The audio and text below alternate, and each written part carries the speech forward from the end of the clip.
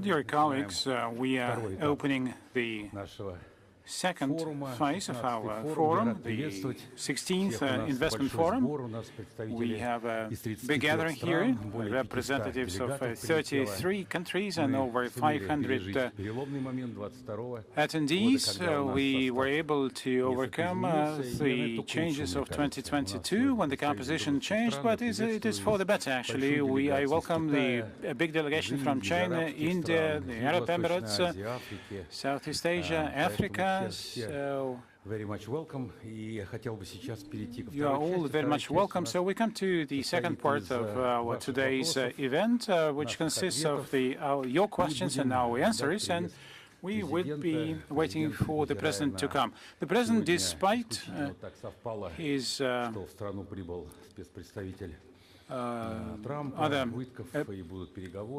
event, Mr. Witkoff came for talks. Still, the President confirmed his participation here. And even if we are going to have some adjustments for such an important thing, we would be accommodating and welcome that. We do have a very representative panel here, which has been with us for some years now. We'll start with Elvira Nabiullina, the governor of the Central Bank of the Russian Federation, Maxim Oreshkin, deputy head of the Russian President's administration, Maxim Reshetnikov, Minister of Economic Development, and Anton Siluanov, Minister of Finance of the Russian Federation. Now, I don't think you can find a more professional complement of the panel, so you know that our part one was a panel and very interesting Q&A. We know that there are still more questions waiting from the audience, so please raise your hands and name yourself, who you represent, and who do you want to ask a question from among the panelists. So, okay, please come forward. There you go.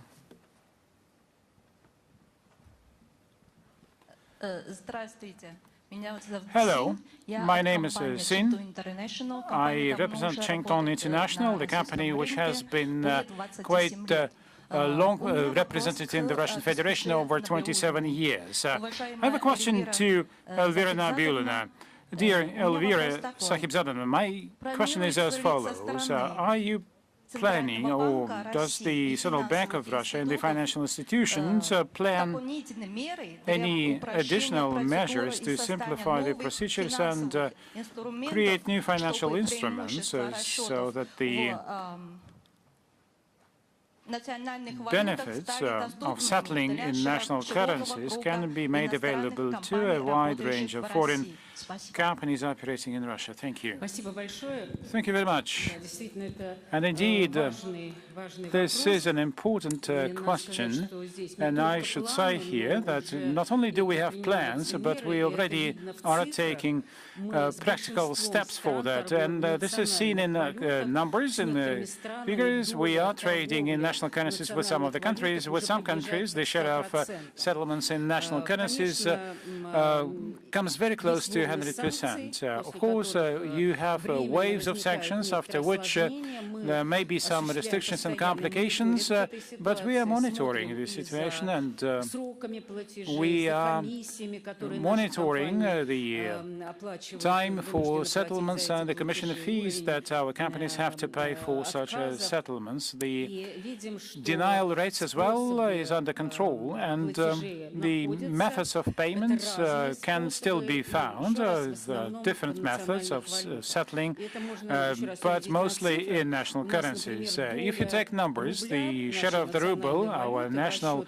legal tender in the export settlements, is about 57%. In 2021, it was only 14%. The share of the Russian ruble in the imports payments is about 55% compared to 28% a few years back. Now, what were the policies taken? The non-residents of a number of countries, especially friendly countries, have direct access to the sales of the ruble in the Moscow exchange. So foreign companies have the opportunity to use ruble assets. We are also promoting the use of digital financial assets, and in some pilot regime, we provide the opportunity to make settlements of foreign trade also in cryptocurrencies. And we do support diversified channels of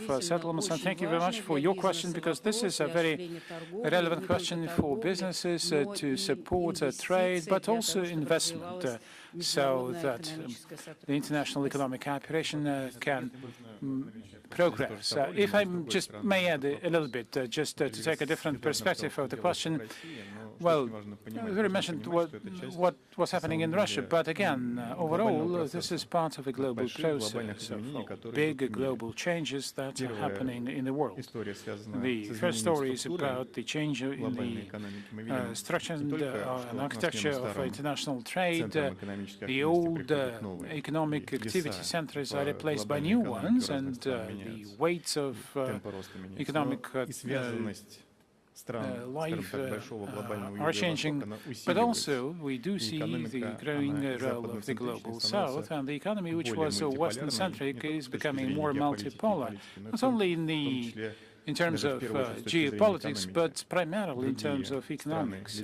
Other countries are taking the lead, and the linkages between them are becoming more and more consolidated, which also brings new instruments to support such a growing trade. And the second big trend is the phased decline of the traditional Western system. And Larry mentioned that such words as crypto assets and others, but digital assets and, of course, traditional instruments do play a role, but the global Western-centric model of Western hubs, etc., is being replaced by new models. The final model is still mushrooming, but the digital assets will play a bigger role. And this is a global trend, and Russia is at the forefront of such changes. So on the one hand, these are the forced changes, but thanks to its competencies, to its technological competencies and the financial institutions, we are at the forefront of such changes, which helps us to overcome the difficulties. But on the other hand, we are prepared to a world which is being shaped around us. Perhaps I can also contribute to that discussion. Our colleague from China asked a question about settlements, and indeed Russia suggested and offered during its presidency in BRICS an inclusion of cross-border settlements as an item on the agenda. We do have financial institutions in BRICS. We do have understanding how this system can be construed and based on the digital financial assets. And such an opportunity to make settlements without any influence from politics or institutions that can help conduct payments would be of benefit to all of us. So maybe we can come back to that idea, and I think that would benefit all the participants of our association of BRICS. And I think such exhaustive answers are really good, but perhaps you missed one point, that you need to put all the settlements through VTB Shanghai or VTB as a whole. That's important. Okay, next question. There you go, please. Who was next?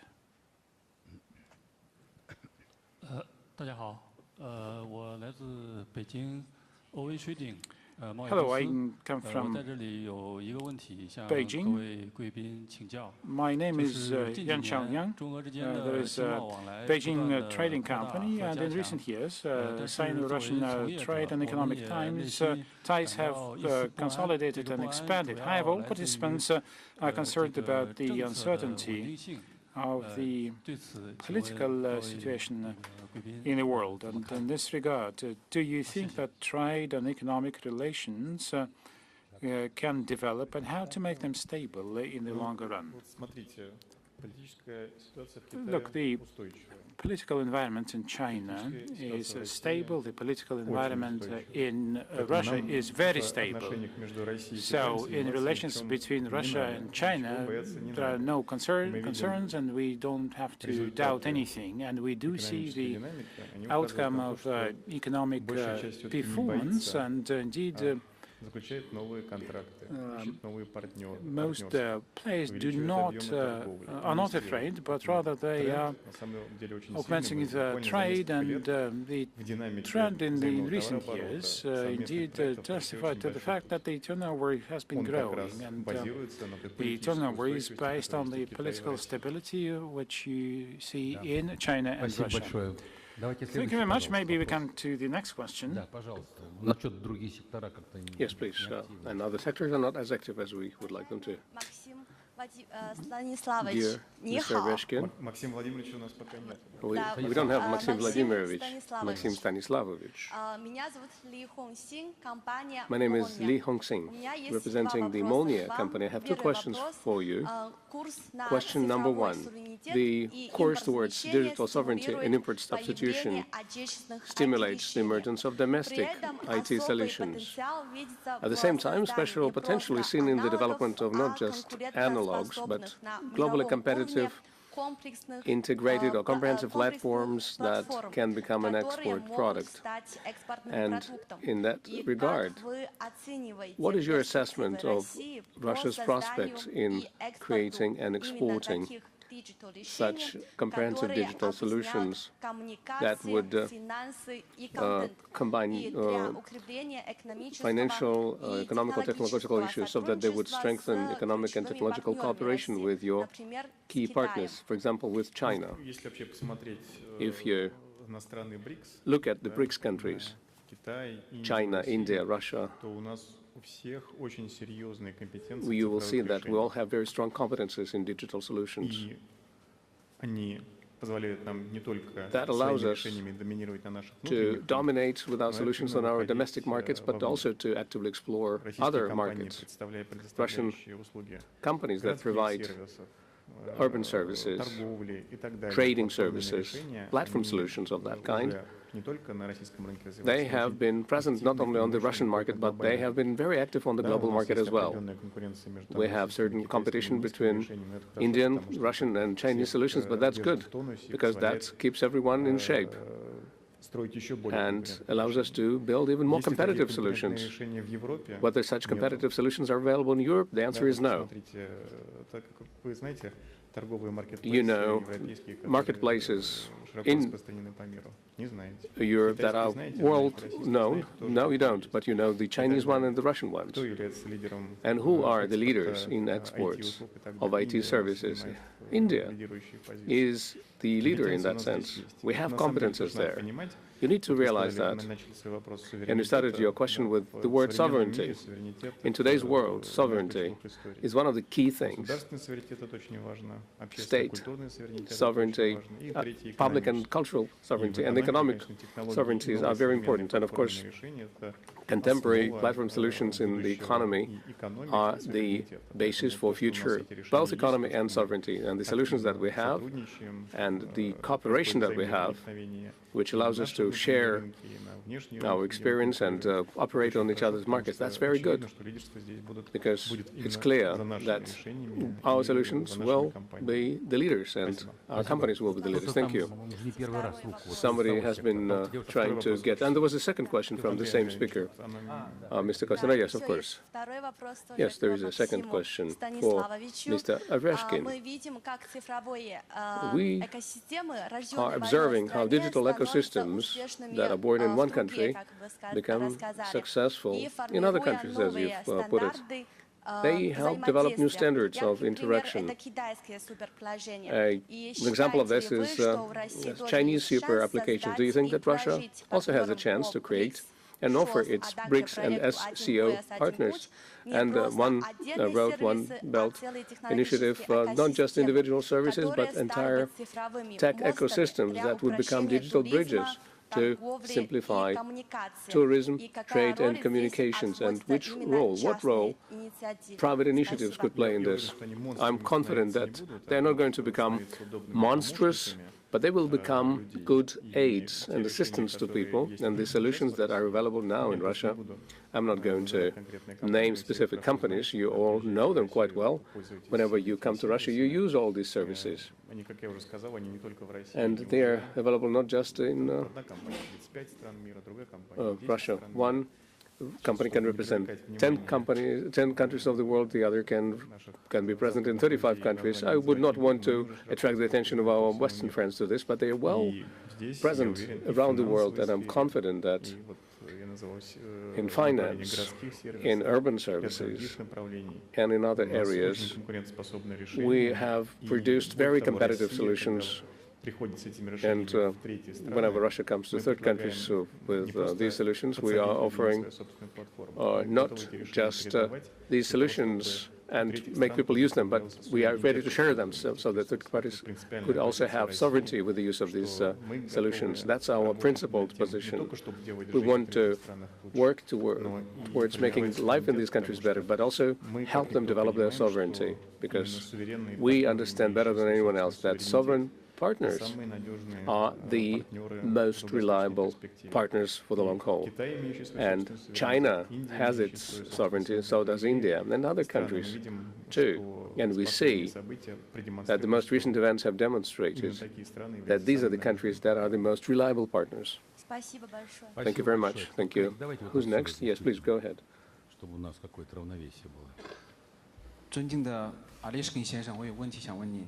我是来自牛牛 Shipping 的柯锦，非常荣幸向您提问。I have a question 我 for 们与 Mr. 俄罗斯 Orishkin. 国家原子能集团在中国 I 成立了合资 represent 企 the 业， New 唯一 Shipping 的目的就 line. 是建造 It is a 能 great honor for me 在 to ask a 北 question. 极全年航行 Together 的船 with 舶。 Rosatom, we 我们非 established 常希望 a 拥 joint 有俄 company 罗斯和 that 中国的银 are 行， capable of sailing the 特别 Arctic 像 all year VTB round. 这样的银行 We 能参 hope 与我 that 们的 with 项目。 your 我的问题是， support 俄 and 罗 the 斯 support 政 of the 府 VTB Bank, 计划 this 如何 project 支 will 持中俄北 continue. 极航运项 How 目的 is 发 the 展？ Russian 谢谢。 government going to support the development of navigation between Russia and China in the Arctic? This is one of the priority areas that is being implemented in Russia. This is one of the national projects. This is not only logistics-based. This is also about the development of Arctic cities, about developing the economy of the areas that is located along this trans-Arctic corridor that goes from St. Petersburg to Vladivostok. Mr. Shuvalov plays a very important role in this. He's sitting over there. They help develop the basis for this trans-Arctic corridor, and so does Mr. Reshetnikov in supporting this project. So this is a very promising project, and these investments are going to pay off.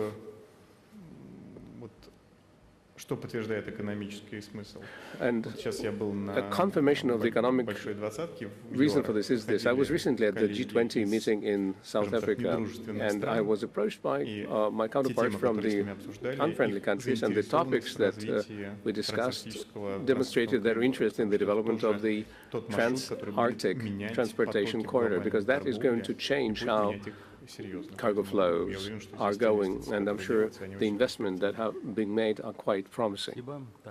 Thank you. Who's next? Yes, please. Over there. So you're going to be number 7 then? Respected panel, I'm Ankur Goyal, CEO at Square Up Capital Partners. So my question, there are 2 questions to the entire panel I would like to ask. First, when can we expect the on-ground BRICS policies where the private entities, especially the small and medium-sized enterprises, can participate in the different schemes and the policies of the other nation and can take the benefit in terms of the mutual cooperation? And the second question to the panel is regarding the dispute redressal forum to resolve the issues which small and medium enterprises faces while dealing with the other nations. And if there could be a mechanism which can resolve the issues like in a 60 or 90 days timeline, what do you think so, and what is your opinion on the same? Thank you very much.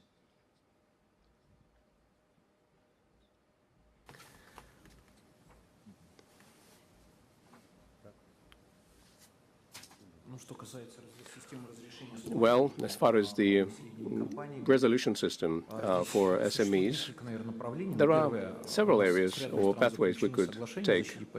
Well, there are agreements on the protection of capital investments, and there are tribunals that could help them agree and resolve their dispute. We don't have that with all of the countries.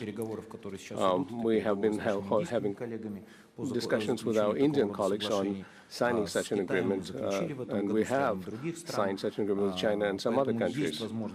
So there is an ability to resolve these disputes, but of course SMEs cannot go to large arbitration courts or complex ones. We usually have the pre-trial settlement procedures that exist at the Ministry for Economic Development. We interact with business communities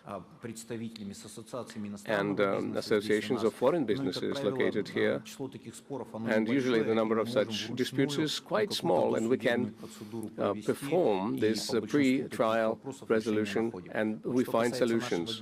As for our business, when we work with other countries, we try to work through our missions, trade missions, and intergovernmental committees, and whenever there are issues that arise, we try to help them. If there is a particular case, we will help. Let me add to what Mr. Reshetnikov said. I would like to say that the role of the private companies in the business councils is really decisive, because this is the tool that needs to be strengthened as part of relations between Russia and India. And it's going to be a very effective mechanism, because there's this mediation that is happening without the participation of the state, and allows us to find solutions without complex pathways, but they have the access to the intergovernmental committees and the business representatives, and they will help them. It is clear that the depth of economic relations between Russia and China, Russia and India, I think that is something that needs to be supported by SMEs, because they provide the maximum flexibility and the ability to find the best solution. It is clear that when Russia faced the restrictions in 2022, we needed to restructure our trade, and the small and medium enterprises played a very important role in making sure that this would be happening as painless as possible. So the protection of the interests of SMEs and dispute resolutions is an important element of making these relations stable. Thank you. There was number 7 over there. They asked the question the last time. Somebody over there. They didn't get the floor.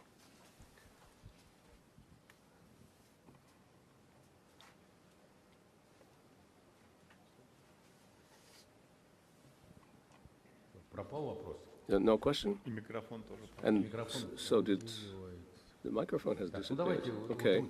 Okay, people are raising hands. And make sure that we have the ability to give everyone the floor.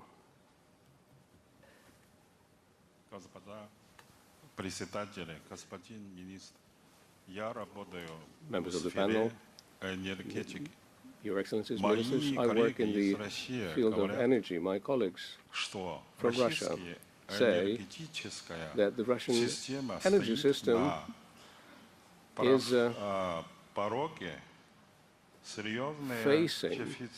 is on the verge of a serious shortage of generating capacity. We know from history how large-scale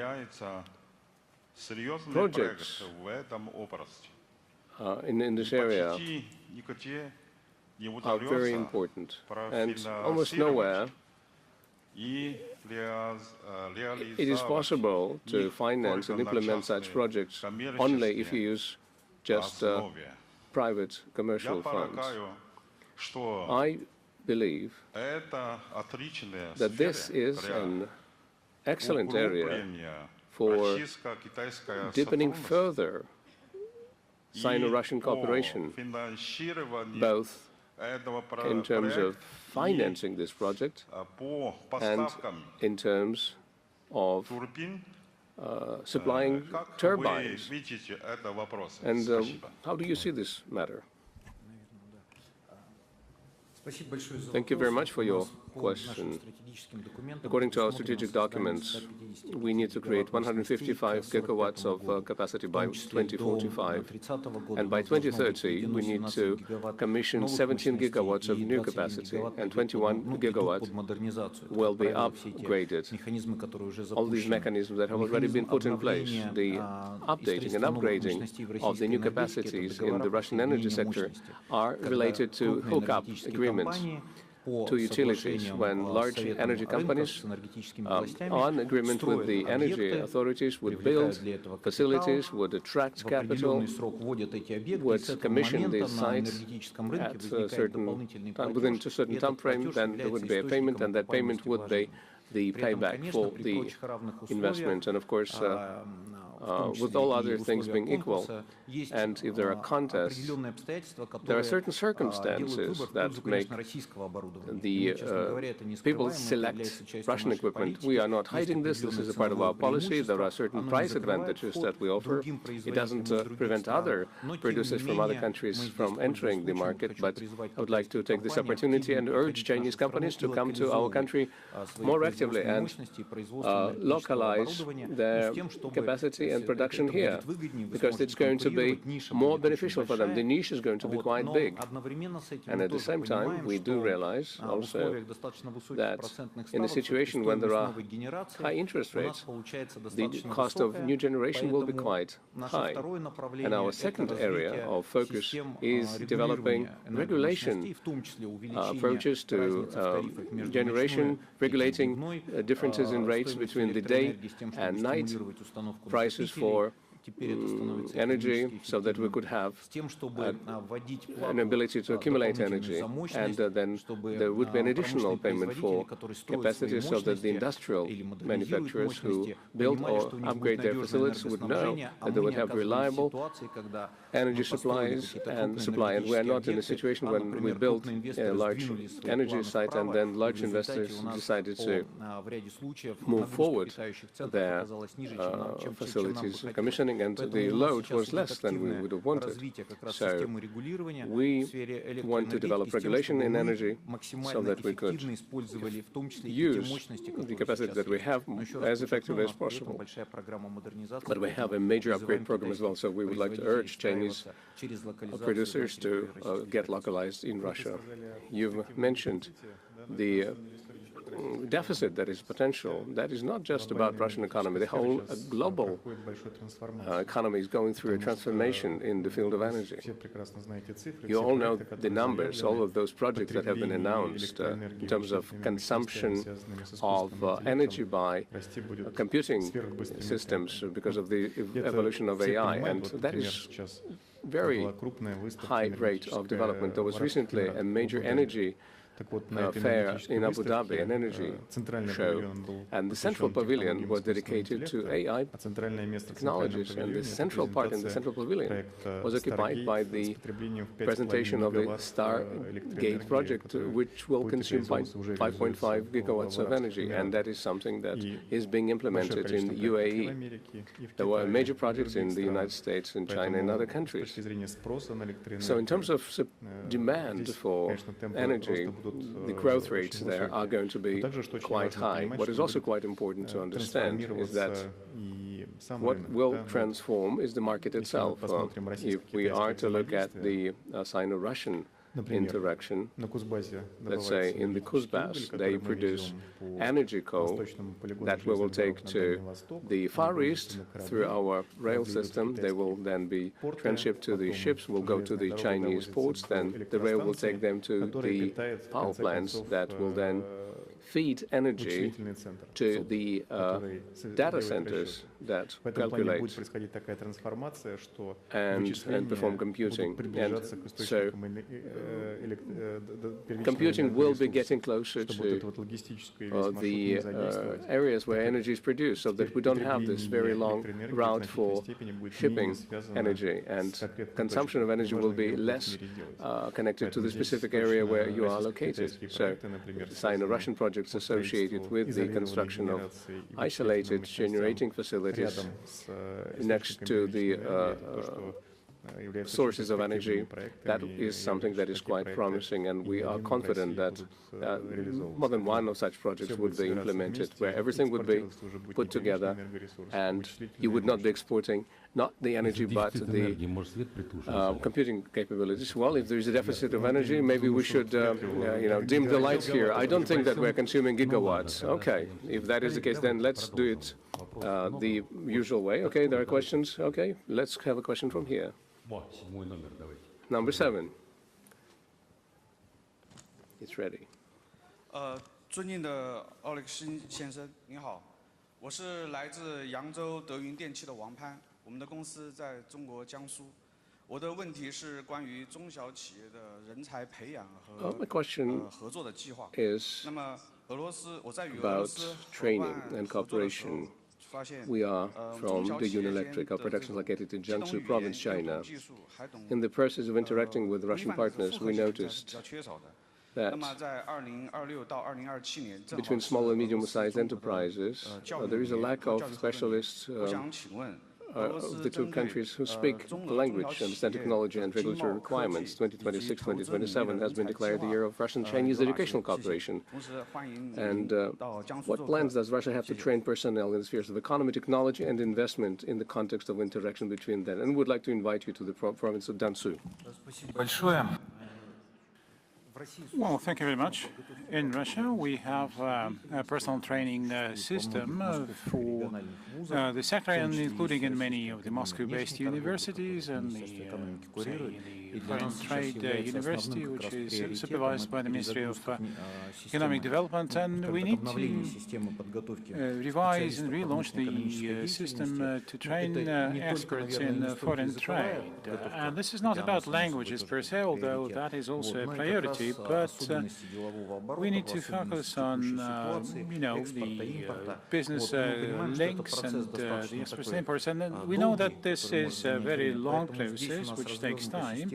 And that is why we have the system of the Russian Export Center, which is present in the Russian provinces, and helping entrepreneurs dealing with Chinese counterparts. And another additional factor that we count on would be the interaction within the platform-based economy. Many companies are building their links with China to promote Russian exports to China, but on the other hand, to be the mediator and provider of the Chinese goods in Russia. And that is exactly the mechanism where we can organize direct links between the SMEs of Russia and China, partially resolving the challenge of personal scarcity. And of course, we need to be appreciative of that. Just that this is the byproduct of the quick growth of our trade, and by joint effort, by developing the cooperation between the regions, we will be able to find a solution to that. Thank you very much. And any more questions, please? Go ahead.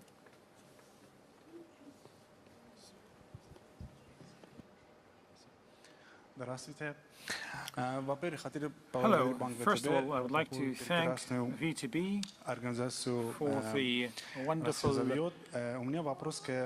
organization of this event. I have a question to Anton Germanch and Elvira Sahibzadovna.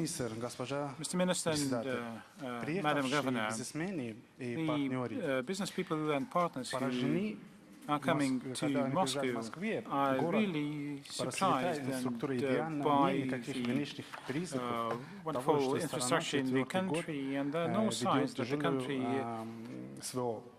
has been fighting a heavy war for the 4th year. Russian partners explain this by saying that the war is actually being waged on commercial grounds, and the government does not withdraw resources but buys them, preserving the market economy. What economic policy decisions do you consider to be key to maintaining the economy's sustainability in such circumstances? By the way, I did not introduce myself. My name is Amir Nikipur, director of the Iranian Trade Center in Moscow. Perhaps I should start. So the question was actually to me. And to me as well. that is a question about budget, as far as I understand. You mentioned that everything is booming here in Moscow. Well, Moscow is a separate story. Indeed, it is booming. But anyways, in any circumstances, it is not only Moscow, but other provinces of Russia as well is progressing. If you come to another province or the capital city of that province, I assure you that you would also see roads being built, infrastructure being developed, enterprises working. Everything is all right. Why? It is thanks to stable finance. You asked the question to me and to Elvira, and indeed, we are working on a balanced budget, and we are working to really find the destinations of fiscal spending so that our economy would be growing, so that our people will be getting richer, so that we can help those who are in need, and so that we can also support new technological developments. But the main goal of the Ministry of Finance, on top of everything else that I mentioned, the main goal is to make sure that the budget would be the foundation of a stable economic situation. Now, indeed, we used to enjoy growth rates of more than 4% in previous years, and in the previous years we had very good fiscal stance, and also for the 5 years to come we also had a good budget with its primary budget, and that is actually the framework to resolve the tasks set forth by the President, the geopolitical ones and the economic ones and the national development goals. And most importantly, you need resources for all of that. And of course, Moscow and provinces are getting richer. And like you said, flourishing. I should probably compliment Anton Germanovich here. I believe that the key factor was that the economy of Russia demonstrated its good capacity to adapt to such negative external circumstances as sanctions and restrictions, and that main factor was the economic nature of our the market nature of our economy, and businesses were able to adapt. That was the first key factor.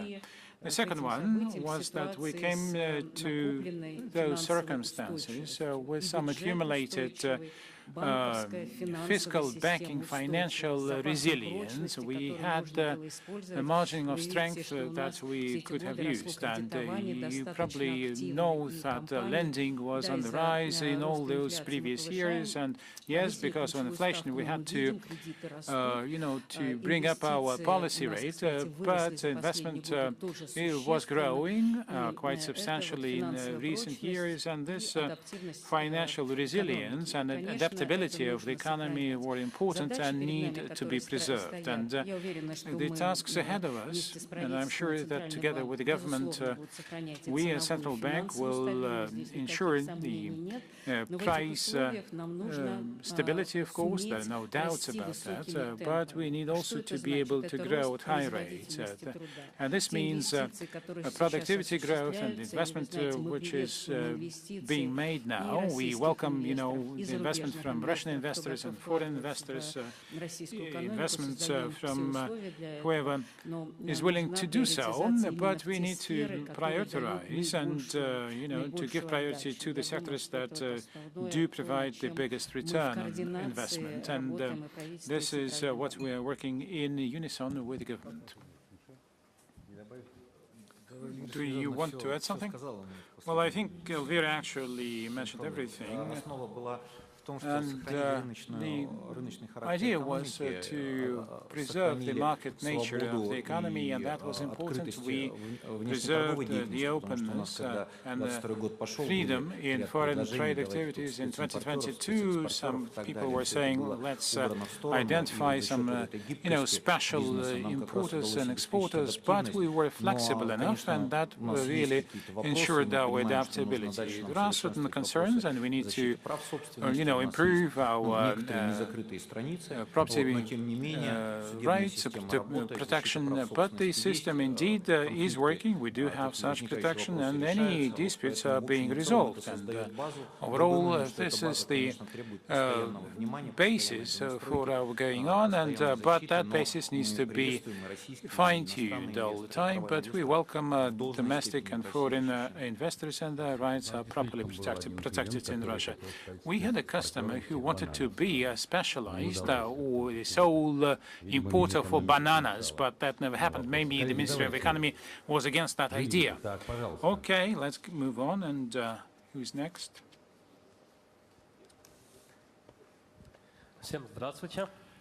Hello to all of you. I thank you and the organizers for the opportunity to ask questions. My name is Rafat. I represent the Iranian group of companies. Our company is the biggest importer of grain from the Russian Federation along the Caspian Sea in the previous 2 years, and we are also ranking second among the Iranian exporters of dairy products to Russian CIS. I have a question to Maxim Gennadievich about the potential of using the routes of the Caspian Sea basin. I'm sure that we are lagging behind the opportunities opened by the access to such sea. Kazakhstan and Azerbaijan are developing their cargo shipments laterally, and I don't see why we cannot do the same north to south. This is the only sea in the world where we, the 5 Caspian nations, can fully control what is going on, and we have very good working relations overall. Our port of Anzali has long historical ties with Russia. We had many things happening in our bilateral history, but I'm sure that the transport capacity of the Caspian Sea is far from being fully implemented. And the same is true about the cruise travels in the Caspian Sea. What is your take on that? Well, the north to south corridor is one of the priorities of the Russian government, and we do a lot both in the Caspian Sea, including to deepen the approaches to the port of Makhachkala. We are building a new port in Astrakhan region in Ustala. There are some work on the new berths being done. We want also to deepen the Caspian Canal, and the Iranian investors are present in the Lotus economic zone in Astrakhan. So there is enough development going on. But do we have enough fleet? And this is our common task, I think. And there are also opportunities to collect cargoes from the whole of the Volga-Cam territory. We have the idea of building dry ports and to make transshipments, and I'm sure the additional impetus will be provided by the special economic zone with Iran, which started its operations this year. But I'm sure that we have not untapped the full potential of our bilateral trade. We also develop our railroads, the western approach through Azerbaijan, for example. Importantly, it is built a proper section of the railroad, and we have an intergovernmental agreement on that to issue the intergovernmental loan to construct the road. The Iranian side is preparing land for such a railroad, and our side is already prospecting the lands and the possible route. The eastern way through Kazakhstan and Turkmenistan is already operational. Our partners there did a lot of work there. You know that the railroad using that eastern corridor will ship about 1 million tons of cargoes. And that, importantly, we want also that Iran would rebuild its railroad infrastructure. Darabas is the entry point in the shore of the Caspian Sea, but we also welcome the development of the Chabahar port, where Indian investors are engaged, and Iran hopefully will complete the work there, and we were expecting a railroad going from that port, and that is going to provide a network that we can fully mutually use, and we need also to work on to use electronic document flow to mutually recognize the ways of bill, and the Russian side is doing a lot and everything which is required for that. And this is a project which even financially is supported on a priority basis and fully. Thank you. So, please.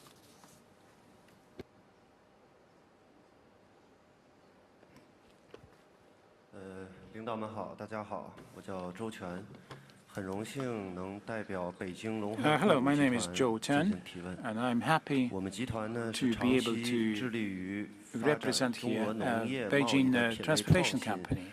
I would like to ask the following question. Our group of companies has been working to expand the range of products being offered and also incentivize agricultural production. We are going to also set up a forward warehouse for the Russian products in China, in Jiangxi province. How much this initiative can be supported by the Russian government? And do you think that the Russian government can issue proper instructions for that?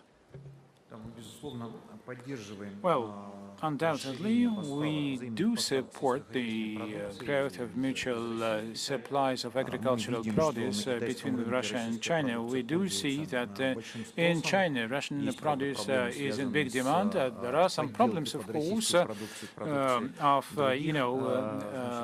Russian products are faked because we're talking about premium agricultural produce. But that is why we welcome the establishment of good infrastructure, warehousing infrastructure. So we are prepared to work with you, but please formulate your questions and your requests and pass them on to us, and we can work on that with you bilaterally. Thank you.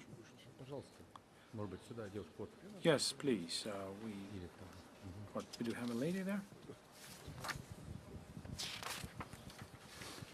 My name is Emmanuel Kide, and I'm the honorary president of the French-Russian Chamber of Commerce.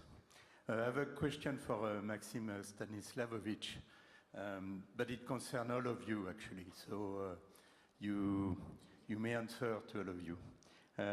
French companies were historically one of the main investors in Russia and employer also.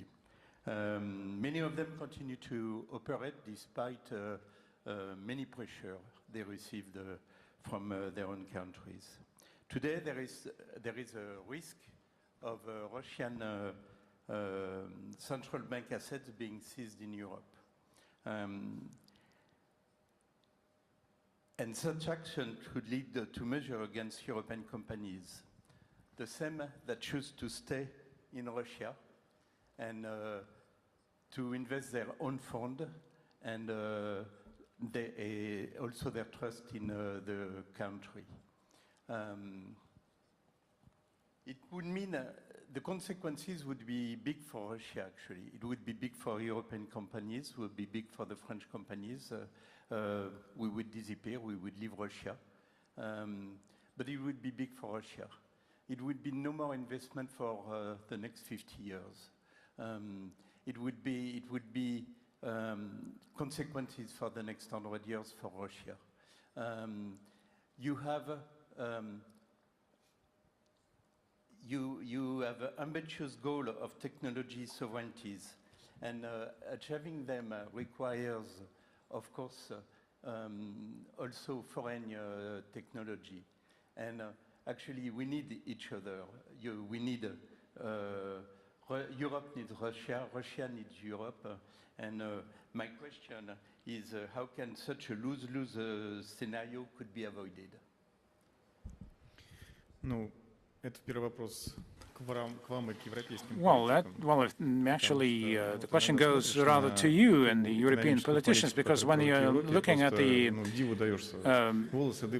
policies of Europe, I mean, your hair is raising. You're saying that European politicians are exerting pressure on the European business. This is just, the Wild West. And I mean, it's been so bad in the last few years, but still there's more and more pressure coming. And all those discussions about, the taking the sovereign assets away. I mean, I talked to some leading global investment funds in Arabia. I mean, they all were pretty much concerned when the Netherlands actually nationalized the Chinese invested company, and that actually undermines confidence. And you mentioned that there are still economists who do appreciate the consequences. Madame Lagarde today or yesterday actually mentioned that there are different schemes of using the assets would be as the money issuance, and that would totally kill the European economy. And you're saying that, Europe and Russia need each other, but from what we see in recent years, Europe needs Russia more than Russia needs Europe. Russia really is finding natural relationships with other partners like India or China. We do see growing trade and economies. We do deepen our technological sovereignty, and we do enter into various partnerships. I think the problem is in Europe. And there will be no such problems when Europe recognizes that the problem is in itself and in its policies, and will be changing the policies. Ms. Nabiullin wanted to add something to this. Right, that's right. Look at Russia's policies regarding French companies. I think Mr. Reshetnikov has met several times, and I have met with the companies that continue operating on our market. No one is pressuring these companies in Russia. If the companies are carrying out proper business and are developing, implementing projects moving forward, and there are no problems for them. Russian economic authorities realize that the economy depends on companies that create new products and promote them. European authorities have forgotten about all of this. They live in a mythical world, and the numbers we see regarding their public finances demonstrate that. Maybe Mr. Siluanov can join in, and he could say that Russia doesn't want to be like France with a 6% deficit and a debt exceeding 100% of the GDP. No matter which country you take, I mean, you cannot even understand why you're torturing yourself.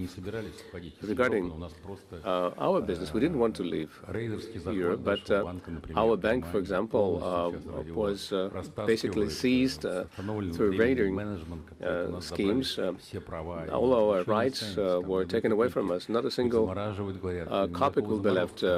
They told us about the freezing of the assets. There is no freezing. They sell assets. That's just mind-boggling. We hadn't accepted or hadn't expected that our business would be treated in this way. We had cooperated with a lot of banks in Europe for many years. We've done a lot. We've earned them a lot of money. The European banks earned a lot of money, and I'm just taken aback by this. And this should stay in the memory of the Russian businesses for a long time. Let's move on, colleagues. Yes, please. Number 2. Over here.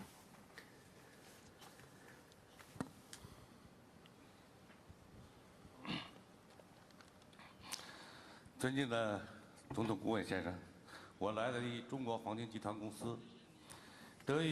Mr. Ereshkin, I represent China National Gold Group, and right now, in the Transbaikal region, we're implementing a project with the annual ore processing capacity of 12 million tons and an annual gold production of 6.5 tons. Russia indeed has very rich mineral resources, ample mineral resources.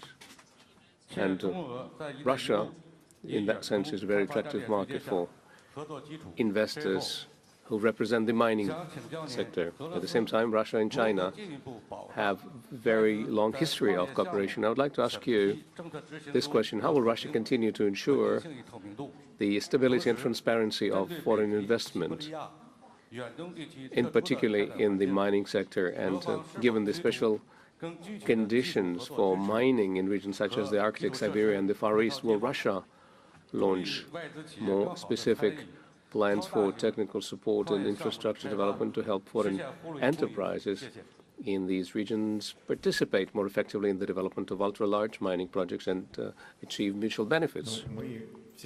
Thank you. We've with regard to the investment projects that are being implemented in Russia, we are looking at them very attentively. We try to support them at all levels, at the regional and the federal levels. We have the Development Corporation, and Igor Shuvalov is in charge of large projects. And we have major mining projects with the participation of foreign investment, and he supports these projects and provides assistance. So the whole line of support is there. What Mr. Reshetnikov has said regarding potential disputes, fortunately, we don't have them. And if they do start to emerge, we manage to resolve them quickly. So we have all of the prerequisites. You can direct any of the questions you have to Mr. Reshetnikov, but I think we have created such a system that does not assume that there would be a lot of additional requirements, either at the regional and the federal level. And support will be provided at all times. If the project is implemented in accordance with our legislation, nothing is breached, and there will be no questions for that. So we welcome that cooperation because we have a long border between Russia and China, and that means that the results of our joint work, the product of your company can be exported freely without any influence of third countries. And everything is going to be quite balanced here. So if there are any issues, well, there's a set of measures from regional to the national level where this can be resolved.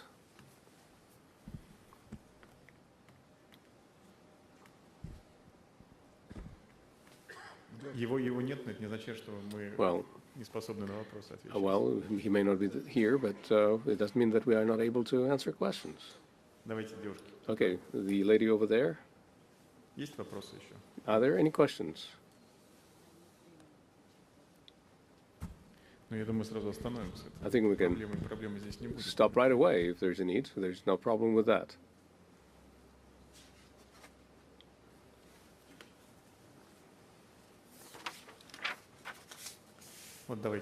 Okay, over there. Go ahead. Hello. I would like to thank the organizers for giving me the opportunity to participate in such a great event. My name is Amin Heidarzadeh. I'm from Iran. I am CEO of Ricoflot, and the company is a logistics and grain trading company. If I may, I would like to ask the question and direct it to the minister. We are really closely monitoring the dynamics of the Russian economy. We have seen how Western capital has been flowing out since 2022, but we also saw the strength of Russian business, which quickly occupied the vacant niches. Now, in 2025, everything looks like the situation has stabilized. So a strategic question, therefore, arises: does Russia see its future in just full reliance solely on national capital and domestic resources? Or, alternatively, is Russia still interested in us investors and partners from friendly countries also entering the Russian market and taking part in its growth. Perhaps there are already specific decisions that are aimed at creating conditions for us, taking into account the sanctions that exist and the international situation, something that will allow Russia to once again increase the share of international capital in its GDP. Thank you. Thank you very much for your question. We don't have any problems with the Iranian investors or with friendly countries. We haven't had them, and we don't have them. Indeed, entrepreneurs from those countries that had introduced sanctions against Russia have left the country. In some cases, they did it on their own volition. In other cases, they were pressured to do so by the governments. But that was their choice. And the companies that wish to continue working here, they continue doing so. And they keep making good money. By the way, now you can make gains on the financial market and in the regular economy as well. That's why we are quite interested in this type of investment. So we welcome inflow of investment from any country. We even have a decision that is in effect this year. If investors invest in our economy, no matter what country they are from, they will have no issue whatsoever with repatriating the income or margins they make here. That's the arrangement we made. A decision like that has been made. So we have been supporting foreign investors. We are creating conditions for them that are similar to the ones that we provide to our own companies. We provide structural support. We subsidize interest rates in other cases. So these are, in essence, the same kinds of preferences that apply to local companies. And therefore, we are very much interested in making sure that our companies develop as well and do occupy the niches that had gotten freed up by the companies from unfriendly countries. But we're always in favor of good competition. And yes, ladies and gentlemen, the President of the Russian Federation, Vladimir Putin.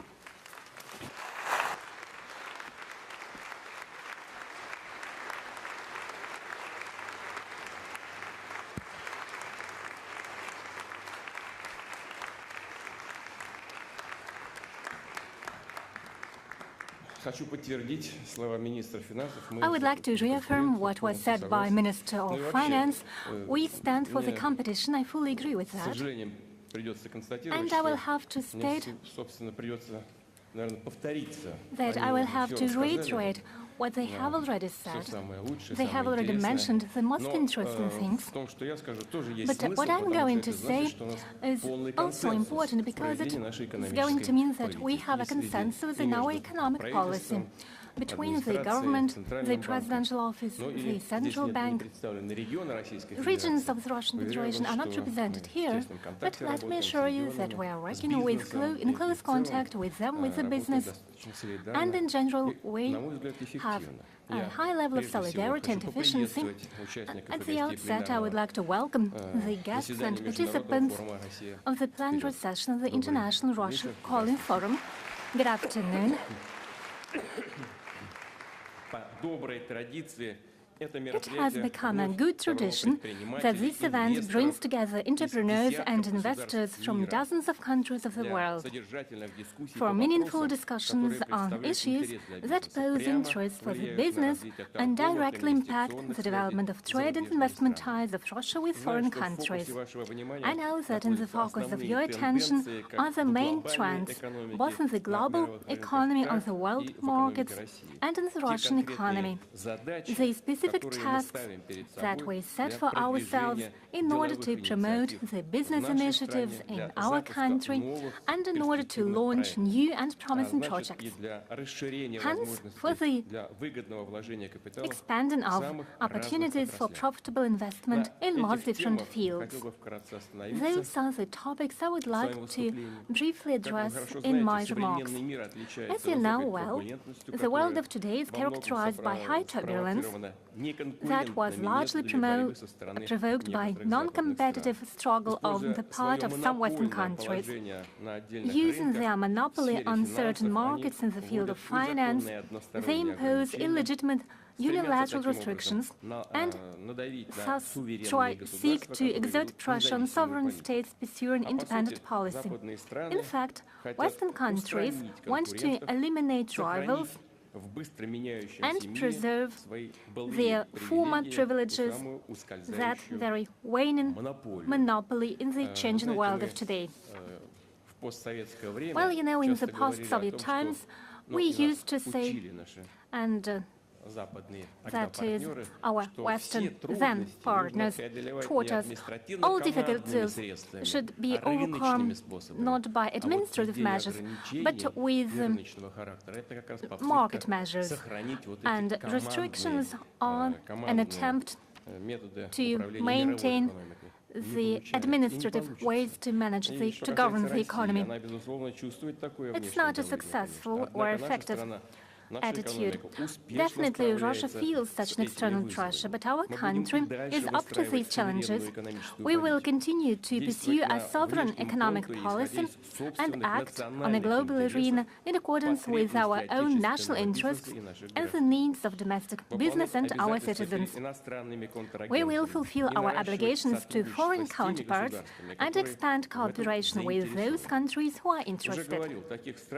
As I said before, such countries that act rationally and pragmatically constitute an absolute majority. Over the past 3 years, we significantly enhanced the volumes of trade with them.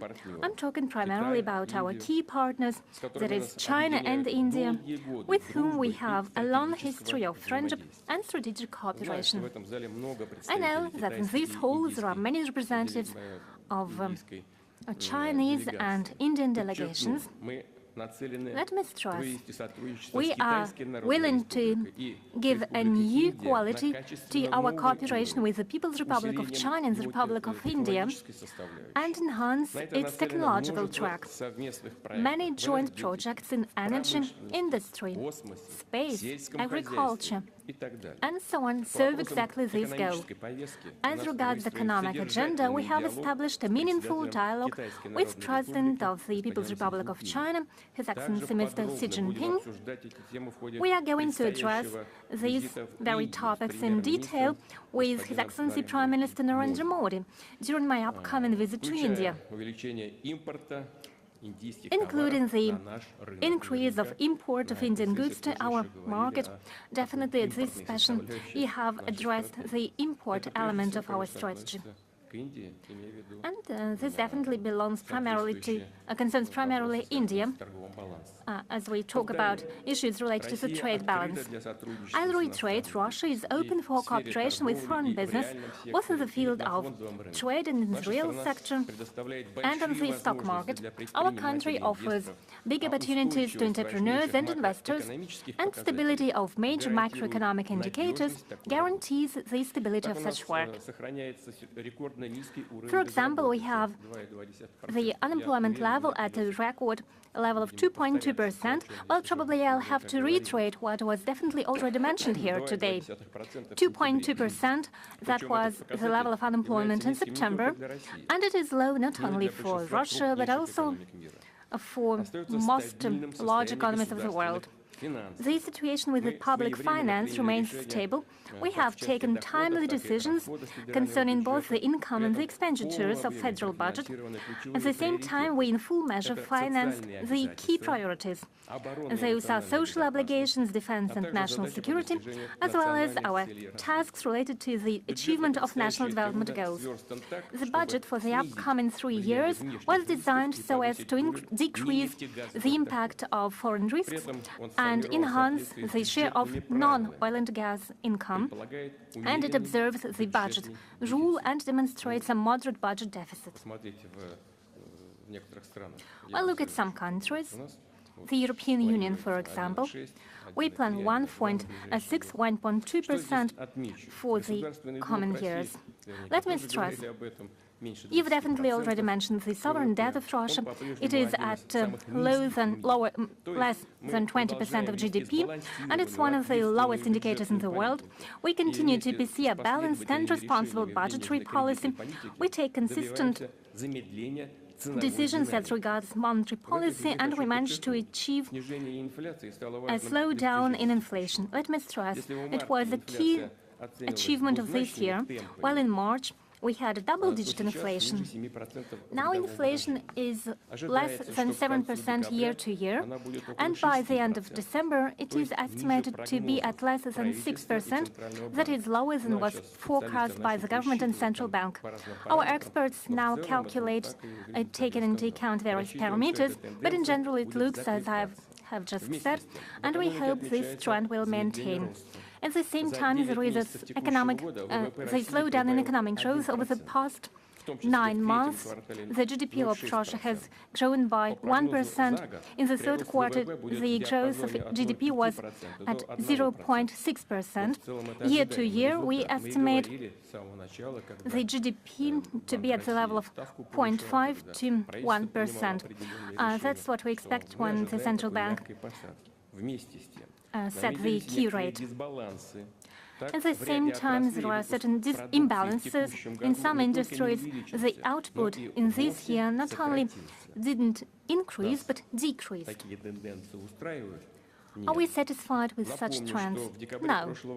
I'll remind you that in December, the government and central bank were given principled tasks, namely to ensure a transition to a balanced growth model, to preserve a low unemployment level and a low inflation level, and at the same time to effect structural transitions and changes in the economy, with the goal to reduce the share of grey and black market and enhance its compatibility. We'll discuss it in more detail in 1 week at the session of the Council on Strategic Development and National Projects. Primarily, we should seek a great investment growth and invest in the development of production and services. We need to launch new projects in industry, agriculture, infrastructure, high-tech, tourism, and so on. Over the past 3 years, investments were growing at a very high rate. In 2022, they were at a level of 6.7%, 2023 at a level of 9.8%. In 2024, the growth of investment was at 7.4%. This year, the growth is more moderate, but in general, it remains positive growth. What's the main reason? In some economic sectors, there was a decrease in the profits of the companies.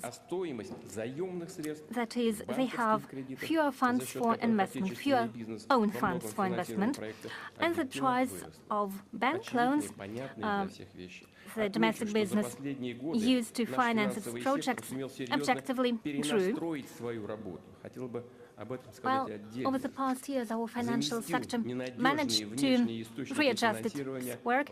It substituted the unreliable foreign sources of investment with the domestic ones. As a result, the foreign debt of domestic companies in the field of the real sector was reduced twice. Well, there were real worries at the first stage, but was our industry and our business up to it? Yes, they were. Thanks to the timely regulatory actions and the resilience that was accumulated, the Russian banking sector is working in a stable manner. In 2022, we had a close to zero financial result. The profit was at about 200 billion rubles. In 2023, it was at 3.2 trillion rubles. In 2024, at 3.8 trillion rubles. And according to the estimates of the Bank of Russia, in 2025, the banking sector will have a profit of 3.2 to 3.5 trillion rubles. I'm convinced that it's necessary to build up the contribution of the banking sector to the development of national economy, our territories, cities and towns, to increase the efficiency, the effect for the real production from the use of credit resources. At the same time, it's very important so that the funds of the banks, their revenues, citizens' savings, the savings of the companies, were used to implement business ideas not only in big cities and in the business center, life centers, but everywhere in all the regions of our country. That is why every entity of the Federation has already introduced a regional investment standard. At the regional level, there are development agencies being launched. They provide support for investors. They suggest how to register lands, how to obtain support mechanisms, how to solve infrastructure issues. But very often, big projects, given the scale of implementation, they go beyond specific region. The same goes for foreign investment. Maybe a federal view would be useful where our foreign partners could implement this or that project and what federal support measures they could use. For such initiatives, I propose to create a unified ecosystem of investment support, so that the entrepreneurs or companies could receive professional consultations and help through the whole life cycle of their project, from the idea to implementation. And I propose to create such an ecosystem on the basis of a VEB.RF cooperation with the participation of the Minister of Economic Development. Going further, it's necessary to strengthen the role of the stock market as the source of funds for investment, given that the interests of the citizens and institutional investors to our stock markets is at a high level. In the middle of this year, speaking about Moscow Stock Exchange, more than 37 clients were registered. I'm speaking about individuals. It's almost half of the economically active population of our country. The total value of their assets exceeded 11 trillion rubles. Speaking about the number of legal entities using broker services, during the year, their number increased by a third, up to 50,000, and the volume of their portfolios exceeded 15 trillion rubles. Yes, current economic situation reflects on the Russian stock market. Its capitalization has reduced a little and now stands at around 23% of the GDP. This year, only 3 companies listed their shares for the first time, including our leading development institute in the sphere of housing, Dom.RF Corporation. And I congratulate you on that. I know that your team and you made a lot for this, and it was a successful work. It is obvious that the Russian stock market has room for growth, for new offerings. We need additional efforts to increase its capitalization so that the potential of the stock market would be used in the interests of the whole country. That is why I think what I suppose possible to suggest is that to invest in bonds and shares of funds. But increasing debt is not the only instrument to expand productions and launch investment projects. For long-term development, it's also important to attract share capital. In order to intensify this work, I ask the government in the nearest future to organize a program of initial and secondary public offerings for the companies with the public ownership. At the ministries, I ask to outline sectoral plans for big issues to get listed. Of course, providing specific effective incentives for business that offers its shares, including coordination with the existing support measures with the companies going public. I'll give a good example about this. If a borrower of an industrial development fund conducts an initial public offering, so-called IPO, they can count on a lower rate for a loan. Second, we need to increase the effectiveness and transparency of joint stock companies' management, so that their shareholders were sure of reliability of their investment and of receiving income. I know that the Bank of Russia, together with the Moscow Stock Exchange, with the support of the Minister of Finance, launched a program of creating shareholder value. It is based on similar experience of Asian countries. The program focuses on publishing corporate indicators that are significant indicators for investors, including net assets, dividend yield, forecasts, and development plans, and so forth. The participants of the program of creating shareholder value will form the pool of the companies that will become the so-called reference point for other Russian issuers, the quality mark for investors. And I ask the government until the end of the next year to ensure the joining this program of the biggest joint stock companies with public ownership, as well as to coordinate the work conditions, incentives for the leadership with the increased shareholder value. Of course, we need to be very accurate. I understand that in the modern conditions, we need to see the real situation in which our state is right now. We need to understand the complexities before our state, but we need to follow this path. And the third, finally, it's important to continue raising attractiveness of the capital market, strengthen the trust of the investors, and to ensure the inflow of funds. More countries join the program of long-term savings that serve as an important source of long-term investment. We have already concluded more than 8 million such agreements, amounting to almost 560 billion rubles. Last year, during this forum, I gave an instruction to further stimulate the so-called family savings. I'll remind what I'm talking about. If parents open in favor of their kids a product of long-term savings, add funds to it, they can obtain a tax deduction for personal income tax. The size of the deduction will be based on the sum of real contribution, up to 500,000 rubles for every parent. It means that the highest possible sum for a family to obtain a deduction will be 1 million rubles, and the necessary changes to the legislation have already been made. Moreover, there are preferences for employers that co-finance savings of their employees in long-term savings programs.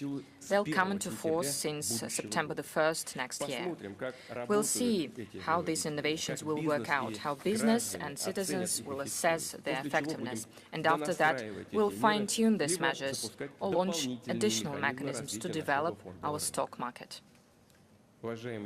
Distinguished friends, feedback, constant dialogue with business community and investors are the key condition for improving business climate, for strengthening investment dynamics as the guarantee of confident long-term economic growth. It is important to take into account opinions, proposals of national business and our foreign partners, as well as the best foreign practices. We also need to assess our own experience to solve tasks and problems that our business considers to be of paramount importance. It is essential that the forum, Russia Calling, gives an excellent opportunity to conduct open, constructive discussion on all these issues. I know that you have a very active discussion, and I'm sure that it's very substantive and very useful. I would like to thank you. Well, of course, I'm speaking to our foreign friends and partners. Thank you for being here. Thank you for showing interest to our work, and I wish you all the best. Thank you for your attention.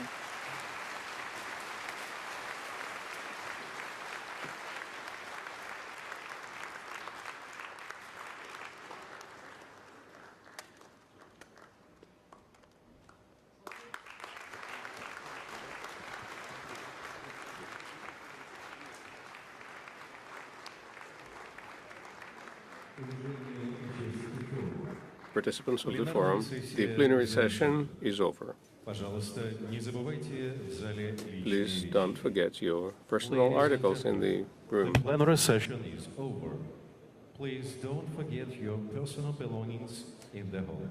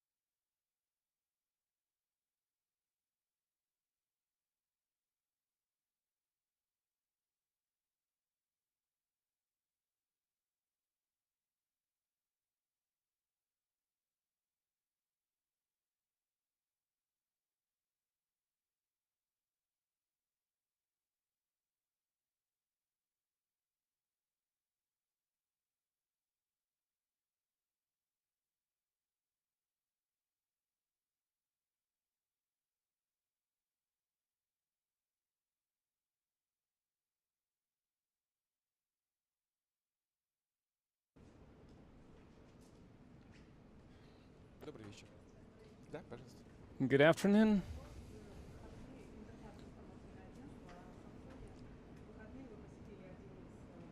During the weekend, you visited one of the command posts of the Russian armed forces, and you discussed the capture of the city of Krasnoarmeysk. Is it fully controlled by the Russian armed forces currently?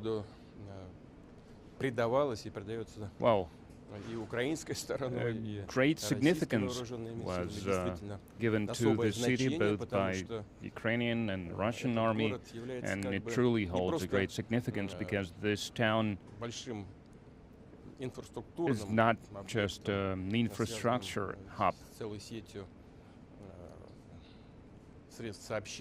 that holds a lot of communication lines with other regions, but the most important thing is that overall,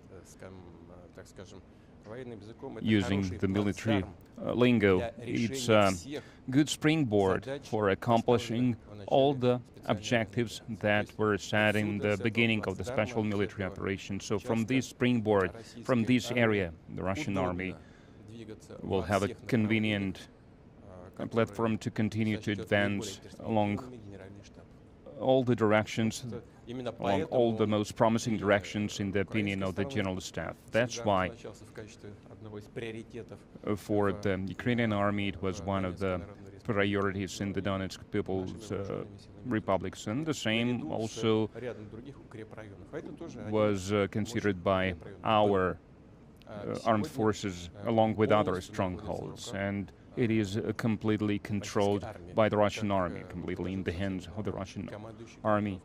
Is the head of the center group of forces reported some days ago, and the reason there are still doubts if this is true, well, if there are doubts, and we have already mentioned this, I have already suggested this. I suggested to your colleagues, to foreign journalists, even Ukrainian journalists, we are ready to provide this opportunity, to give this right to visit Krasnoarmeysk and to make sure to see with their own eyes what's happening there. Who controls the town? When we did this, when we suggested this a few weeks ago, Ukrainian Foreign Ministry gave a warning. They stated that they are against this. They started threatening journalists and so on. But currently, the Ukrainian Foreign Ministry has nothing to do with this, because this city is completely in the hands of the Russian armed forces. Of course, there is a certain danger in this regard, because the line of contact is very near and the drones are in the air. But Russian conflict correspondents, military correspondents work there, and I'm sure that those journalists in the West who perform their duties with integrity, and they want to deliver the truth to their audience, to their readers, about what's happening there, what's happening in Ukraine. I'm sure there are such journalists, so we will make everything to ensure their safety and security, and we are ready to show them around all the blocks, all the neighborhoods in Krasnoarmeysk. And the same goes for Kupiansk. Mr. President, hello. Just yesterday, Zelensky said that Ukrainian armed forces are still in Kupiansk. What did he mean? Well, for several weeks now, Kupiansk is in our hands completely, in its entirety. I believe the leadership of Ukraine are currently busy with some other matters. They don't care that much about what's happening on the battlefields. It seems they live on some other planet. And when you travel so much begging for money, probably it's difficult to follow the recent developments in the economy or the front lines. As for Kupiansk, it consists of two parts. One part, the bigger part, the main part, the city center, it's on the right bank of the river, and smaller part is on the left bank. The Russian forces control both the right bank territories and the left bank territories in their entirety, completely. And a little bit to the south, along the same river bank, there is another settlement that is called Kupiansk-Uzlovaya.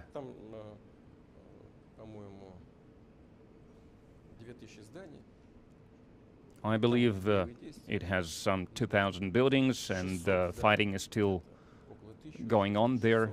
Some 600 or 650 buildings are in the hands of the Russian army, and the Russian army keeps advancing.